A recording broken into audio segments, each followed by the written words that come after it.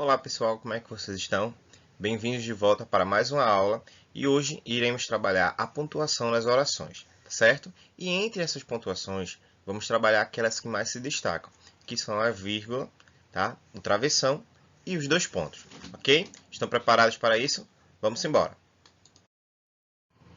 Bom, e vamos começar falando um pouco sobre o uso da vírgula, tá? Lembramos que na infância, naquele processo de alfabetização, entendíamos que a vírgula ela era utilizada justamente para dar uma pausa no enunciado. Então, todo o texto que era lido por nós, muitas vezes quando tinha vírgula, nós dávamos aquela parada. Alguns paravam literalmente. Estavam lendo o texto, de repente chegava a vírgula, paravam e retomavam aquela leitura após a vírgula, certo? A vírgula tem a função de pausar, mas não é realmente dar uma pausa, como muitas vezes nós fazemos. Essa pausa é para que o texto em si não seja lido de uma forma corrida e assim dê tempo até mesmo para o leitor, tá? Poder ler de forma pausada, mas não de forma com paradas. Então, o que nós precisamos entender é que essa vírgula ela não indica uma parada, e sim uma pausa. Essa pausa é o momento no qual nós damos uma quebra naquela sequência corrida da leitura e continuamos, tá? Outra coisa também é que nós precisamos entender que a vírgula ela não é só usada para dar pausa, mas ela tem outras funções dentro do seu contexto, que é isso que nós vamos aprofundar agora. Então, quais são as circunstâncias em que nós devemos usar a vírgula? E aí, a primeira delas é para isolar os topônimos. E o que são topônimos? Topônimos são nomes, certo, relacionados a um determinado lugar, seguido de uma respectiva ou uma específica data. Como, por exemplo, Maceió, 12 de fevereiro de 2009. Então, observe aqui que na descrição de Maceió, a cidade, tá? Após essa citação, tem a vírgula. E aí essa vírgula foi justamente utilizada para diferenciar o contexto, tá? Acredito que quando você começou no seu processo de alfabetização, que colocava lá o nome da escola, a data, sempre a data vinha com o mês, o dia e o ano. Então, se você lembrar um pouquinho, você vai perceber que sempre após o mês tinha vírgula. Inclusive, era uma prática muito comum e que a maioria não gostava. Tá? Quando vocês foram para o sexto ano, alguns ainda perguntavam para os professores, tá? É para fazer o cabeçalho e alguns até respondiam, tá? Mas só que esse cabeçalho justamente vem assim: o nome da escola, aí vem a data e na data você coloca a cidade, Olinda, vírgula, o dia e o ano. Então, ele é usado para isolar o topônimo, que são justamente nomes de lugares, cidades, certo? E uma data que faça referência.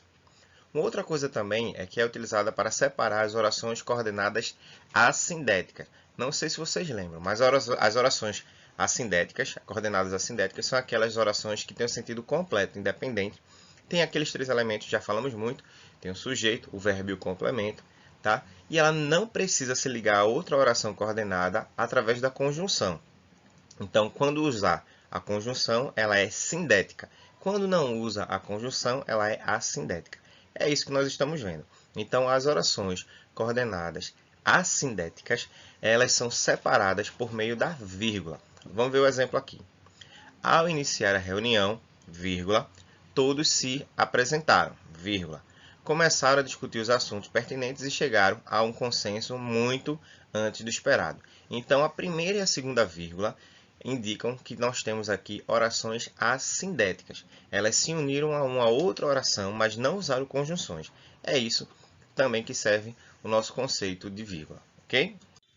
Bom, separar também orações coordenadas sindéticas, essas que precisam da conjunção, aditivas, é a única que não usa, tá? Mas as adversativas, alternativas, conclusivas ou explicativas sempre tem que ter antes da conjunção. Então vamos lá para os exemplos. Precisava urgentemente se decidir, ou somente trabalhava ou estudava. Então aqui já percebemos, ó, que a vírgula que foi utilizada aqui nesta oração, ela veio antes da conjunção, ou, que indica que a oração é alternativa, ou trabalhava ou estudava. A aluna preparou-se muito para as Olimpíadas de Matemática, logo, ó a vírgula aqui, logo obteve a primeira colocação. Esse logo aqui indica que esta oração é conclusiva. Não me sinto preparada para esta viagem, vírgula, pois tive que decidir rapidamente. Esse pois indica uma explicação, logo ela é explicativa. E sinto-me honrada com suas desculpas, vírgula, porém, que é adversativo, nossa amizade não será mais a mesma. Então, observe, antes das conjunções é necessário usar a vírgula. Deixa eu falar uma coisa aqui que infelizmente vocês fazem muito na hora de produzir redações. Vocês vão escrevendo e muitas vezes essas conjunções que elas precisam ser utilizadas, certo? E antes delas tem que ter vírgula, vocês acabam não colocando. E isso quando pegamos o texto para corrigir, tá lá. Então, faltando vírgula, faltando adequação para que a linguagem ela fique realmente dentro dos padrões da gramática. E é isso, é esse momento aqui que a gente precisa então estar ajustando para que vocês evitem estar errando muito e repetindo os mesmos erros, ok? Continuando ainda, observem que ela também é utilizada para isolar expressões explicativas, corretivas ou continuativas, representadas pelas expressões. Isto é, por exemplo, ou seja, aliás, entre outras expressões. A violência social é um fato grave, ou melhor, assustador. Então a vírgula ela foi utilizada aqui, nesse contexto, justamente para indicar essa ideia de explicação, tá? Pretendo despachar os documentos em breve. Isto é, na próxima semana. Então, o uso da vírgula aqui, ele vem para isolar essas expressões, que vão trazer uma ideia de uma explicação, de uma correção, de uma continuidade. E também separar os apostos e os vocativos em uma oração. Como acredito que vocês não devem lembrar mais sobre os apostos e os vocativos, é bom sempre refrescar a nossa memória. Então, observa aí, ó. Marcos, traga seu certificado assim que puder, pois precisa entregá-lo ao departamento pessoal. Neste caso aqui, essa vírgula está separando o vocativo Marcos, tá? E por que eu sei que é um vocativo? Porque nessa expressão aqui, nada que está depois dessa expressão faz referência ao que veio antes. Como assim? Não é uma característica, não é uma qualidade, não tem uma explicação. Então aqui é de forma isolada. Então o vocativo é aquele que isola, fazendo um convite, um chamado, para dar uma ênfase. Neste caso aqui, Marcos é o nome que está sendo enfatizado. Já na parte de baixo, nós percebemos que temos um aposto. Marta, irmã de Pedro, casou-se onde? Então, ó, a vírgula ela está separando justamente o aposto. E o aposto nessa expressão é irmã de Pedro. Por quê? Porque essa expressão volta para a primeira, tá?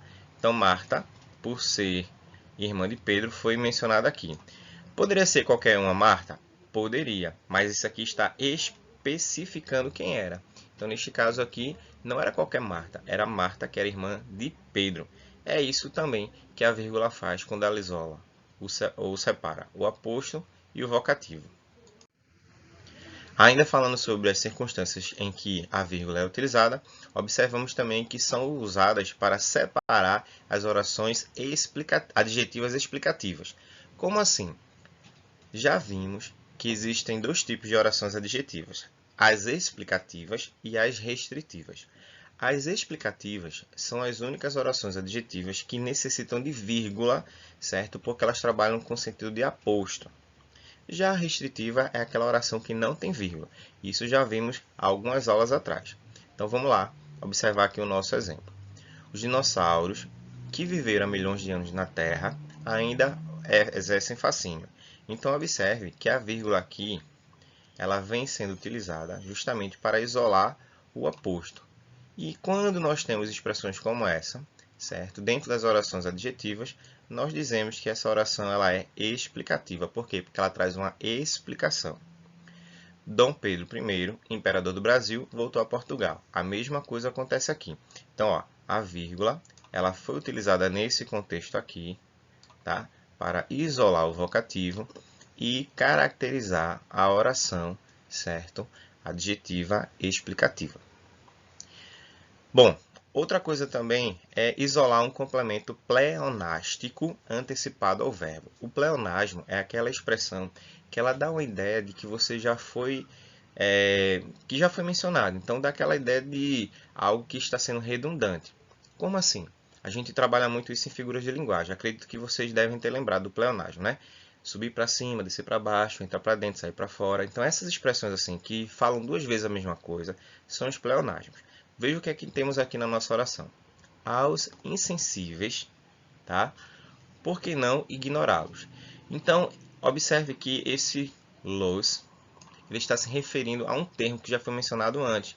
Esse los está se referindo aos insensíveis. Então, o los ele está reforçando uma coisa que já foi dita, ou seja, está falando duas vezes a mesma coisa, ou sobre as mesmas pessoas. Aí por isso que ele é considerado então como termo pleonástico, visto que ele fala duas vezes a mesma coisa.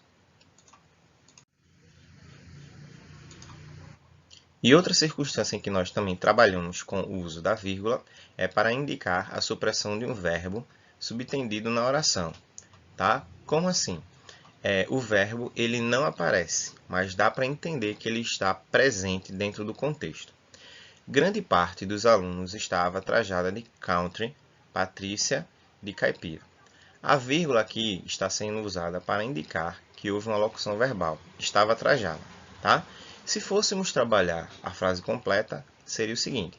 Grande parte dos alunos estava trajada de country, Patrícia estava trajada de caipira. Então, como não houve a repetição desse termo, a vírgula aqui ela foi utilizada justamente para indicar que houve uma supressão, ou seja, não foi utilizada a mesma expressão que já vinha sendo utilizada numa frase anterior, mas o contexto está dentro do previsto.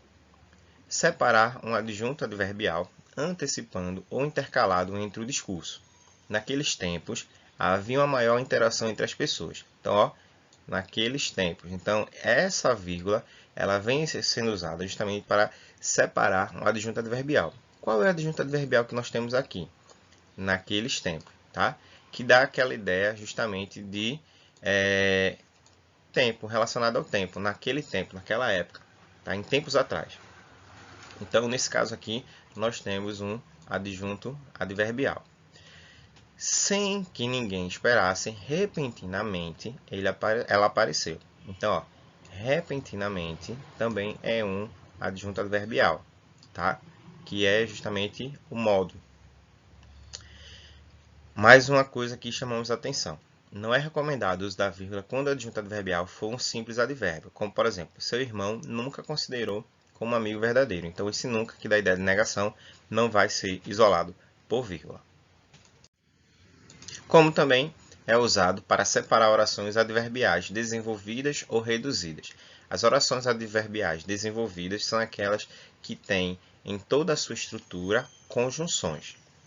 Já as reduzidas são aquelas que não têm as conjunções e são substituídas, certo, pelas formas nominais do verbo, no gerúndio, terminando com NDO, no particípio, terminado com A do ido, se o verbo for regular, ou de acordo com verbos irregulares, a formação do irregular, e também no infinitivo, que são aqueles verbos que sempre terminam com o Rzinho no final.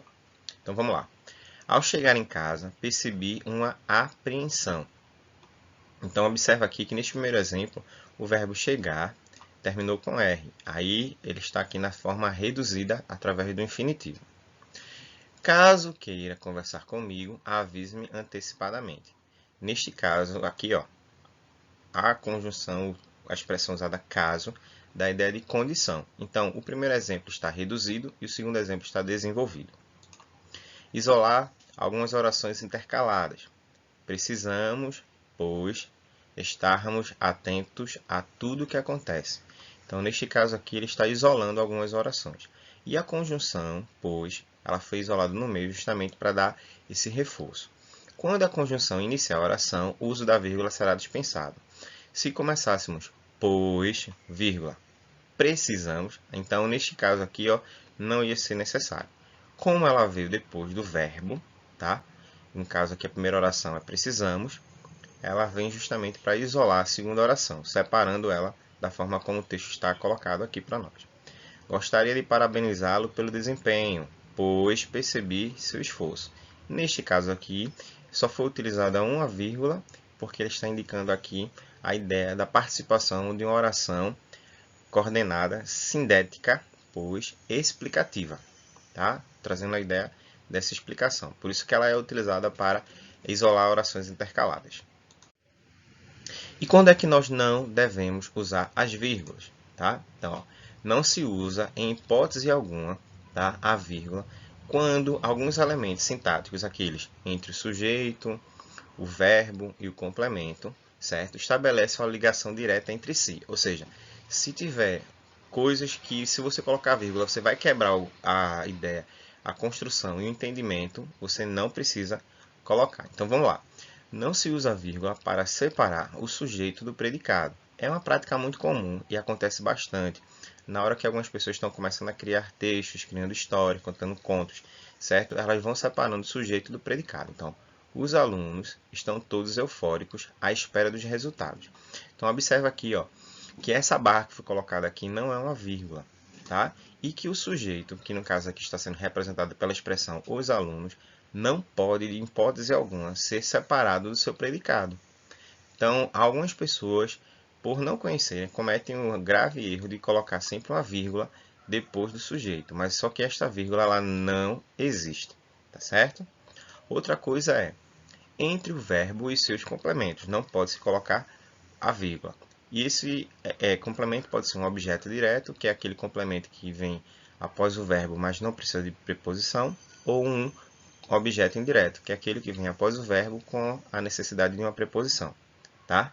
Não tem. Então, ó, entreguei aos clientes os pedidos. Então, o verbo entregar é um verbo bitransitivo, que é aquele que precisa de dois complementos, um direto e um indireto. Então, aos clientes é considerado como indireto porque ao, certo? Aqui é uma preposição, é uma contração da preposição a mais o artigo o, ficou ao.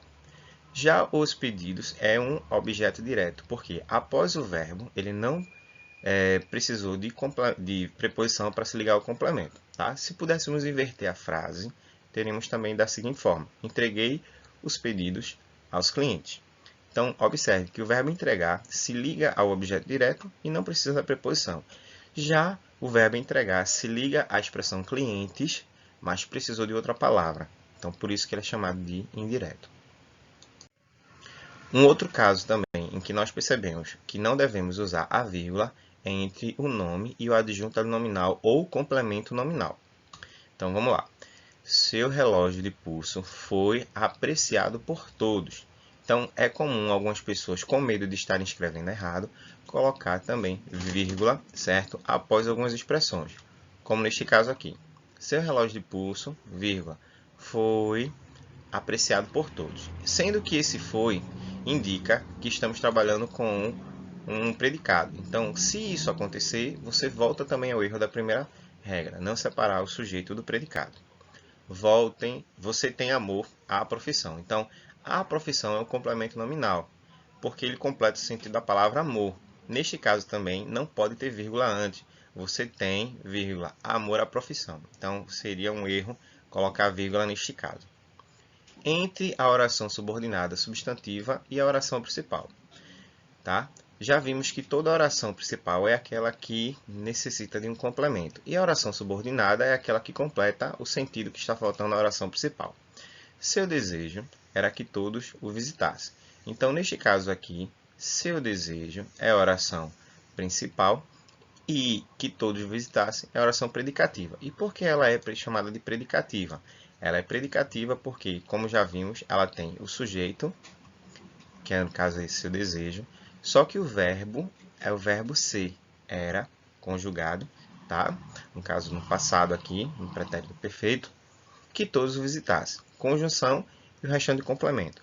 Logo, a oração subordinada, ela serve de predicativo do sujeito, no caso da oração principal. Por isso que ela é chamada de predicativa. Bom, vamos agora falar um pouco sobre o travessão. O travessão é aquele sinal, aquela pontuação, que é maior que o sinal de menos, tá? E quando é que nós utilizamos o travessão? Em alguns momentos, certo? A primeira evidência é quando trabalhamos com o discurso direto, e aí para indicar a fala do personagem ou a mudança de personagem, ou seja, o interlocutor. Vamos ver pelo exemplo. O que é isso, mãe? Tá? Então, antes dessa fala da expressão, foi utilizada uma travessão para caracterizar a fala de um personagem. É o seu presente de aniversário, minha filha. Então, a filha perguntou e a mãe respondeu. Então, aqui já dá para perceber pelo contexto que se tratam de dois personagens, a filha e a mãe. E isso acontece justamente porque o travessão nos ajuda a identificar esses personagens. Mas além de caracterizar os personagens, a fala dos personagens, nós podemos também entender que ela pode ser utilizada para separar expressões explicativas ou mesmo apostos, como vimos também com o uso da vírgula. E logo me apresentou a mulher, uma estimável senhora, e a filha. Então observe que o travessão, neste caso aqui, ele vem com esse sentido também, tá? Ele apresentou a mulher. Essa mulher é quem? Uma estimável senhora. Então, essa uma estimável senhora, ela serve tanto para explicar, como também serve de aposto à expressão mulher. Tá? Então, neste caso aqui, o travessão ele serviu tanto para explicar, como também serviu para isolar o aposto. Ainda falando sobre o travessão, nós percebemos que, para substituir o uso de parênteses, vírgulas e dois pontos, em alguns casos, não é sempre, mas só em alguns casos. Cruel, obscena, egoísta, imoral, indômita, eternamente selvagem, a arte é a superioridade humana. Acima dos preceitos que se combatam, acima das religiões que passam, acima de ciência que se corrigem, embriaga com a orgia e com o êxtase. Então, neste caso aqui, o travessão foi utilizado justamente, tá, para substituir, ok, ou um parêntese, nesse caso aqui para dar aquela explicação que geralmente a gente gosta de usar, ou uma vírgula, ou os dois pontos, que também servem para trazer uma explicação um pouco mais profunda. Então, neste caso aí, o travessão serviu para isso. E agora vamos conhecer um pouco mais sobre o uso dos dois pontos. Então, o uso dos dois pontos marca uma sensível suspensão da voz numa frase não concluída. Ou seja, os dois pontos entram justamente para dar aquela pausa e dar uma explicação logo em seguida. Tá? Então, para anunciar a fala de personagem nas histórias de ficção, exemplo, ouvindo passos ao corredor, abaixei a voz. Dois pontos. Podemos avisar sua tia? Não? Ou seja, neste caso aqui foi utilizado para indicar a fala de um personagem, ou seja, ele veio antes da fala de um personagem. Também para anunciar uma citação, algo que alguém falou. Exemplo, bem diz o ditado, dois pontos. Água mole em pedra dura, tanto bate até que fura. Lembrando o poema de Vinícius de Moraes, tristeza não tem fim, felicidade sim. Então, os dois pontos aqui vêm antes de uma citação, ou seja, foi usado para dizer algo que alguém falou, reforçando algo que foi dito por essa mesma pessoa que a gente não sabe quem, a não ser que o texto traga alguma explicação extra, como no caso aqui foi citado Vinícius de Moraes. E também é utilizado antes de orações apositivas, como vimos lá nas orações subordinadas e substantivas, tá? Então, vamos lá. Só aceito com uma condição. Irás ao cinema comigo. Então, esses dois pontos aqui indicam aqui uma oração apositiva. As orações apositivas são essas, que dão ideia de aposto, tá? Que reforçam algo que foi falado antes. Também para indicar um esclarecimento, um resultado ou um resumo. Marcelo era assim mesmo. Dois pontos. Não tolerava ofensas, tá? Esclarecimento. Resultado. Corri muito, mas não alcancei o ladrão. Então, aqui o resultado.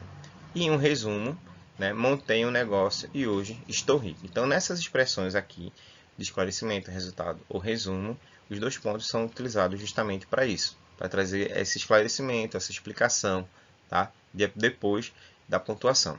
E na invocação também das correspondências. Exemplo, prezados senhores, dois pontos, convidamos a todos para a reunião deste mês, que será realizada dia 30 de julho, no auditório da empresa. Atenciosamente, a direção. Então, antes mesmo da convocação, foi colocado aqui após a expressão prezados senhores. Então, é esse um dos usos também muito comum dos dois pontos. Bom, pessoal, chegamos ao término da nossa aula. Espero que vocês tenham gostado e quero que vocês realmente realizem as atividades propostas, tá? Então, para esta semana, vocês têm as atividades da página 52 a 64 do módulo 2, tá? E após a realização dessas atividades, mandar por e-mail, professordanielgoc@gmail.com, ou então você faz um print, certo, das páginas deste livro e manda para este número que aparece para aí vocês, tá? Então anota direitinho para que vocês façam as devidas atualizações dos livros e também das atividades e depois vocês mandam para mim. Quando voltarmos ao espaço físico, todas essas atividades que foram passadas por e-mail, elas também serão arquivadas e valerão ponto. Quem não faz, infelizmente, não vai poder reclamar e recorrer a nada, tá? Então, que Deus abençoe vocês, uma excelente semana e até a próxima aula.